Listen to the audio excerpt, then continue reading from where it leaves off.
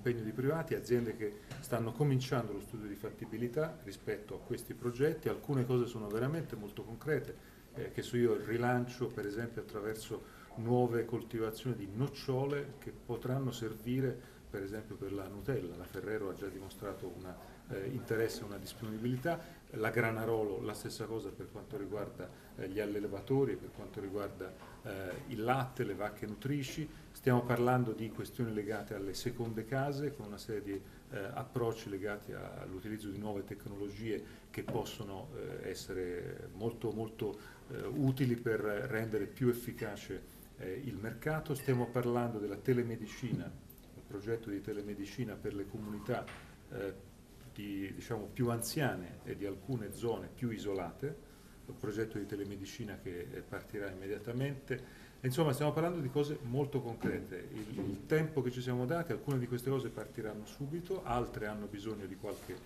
settimana di tempo per la fattibilità, lo studio di fattibilità, e su queste seconde il tempo sarà da qui a ottobre per la fine dello studio di fattibilità e poi l'operatività concreta. Poi c'è tutto il grande percorso sulla cultura, sulla questione della cultura che è legata in particolare all'idea dell'esposizione su Amore e Psiche, questa statua che si è salvata a San Ginesio e che verrà messa insieme all'originale del Canova, con un'esposizione che tenterà di riattrarre turisti, perché bisogna dare l'idea che questa terra ritorna a essere una terra attrattiva, sicura, grazie anche a una serie di progetti legati alla sicurezza. Noi abbiamo fatto una ricerca sui comuni del cratere, però l'abbiamo allargata un po' a tutti i comuni dell'Appennino, perché il processo che è avvenuto con il terremoto è un'accentuazione di un processo più lungo, che è il tendenziale spostamento della gente dell'Appennino verso la costa.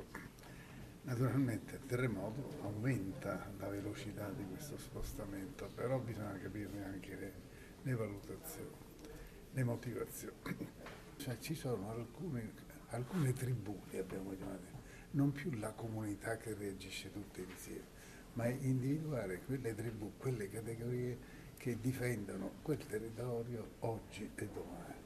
Naturalmente vanno aiutate. Fondazione Aristide Merloni, insieme alla Fondazione Marche, hanno fatto un esperimento, adesso lo stanno facendo, l'esperimento sta andando bene, di aiutare delle piccole imprese industriali e artigianali a sviluppare la loro attività.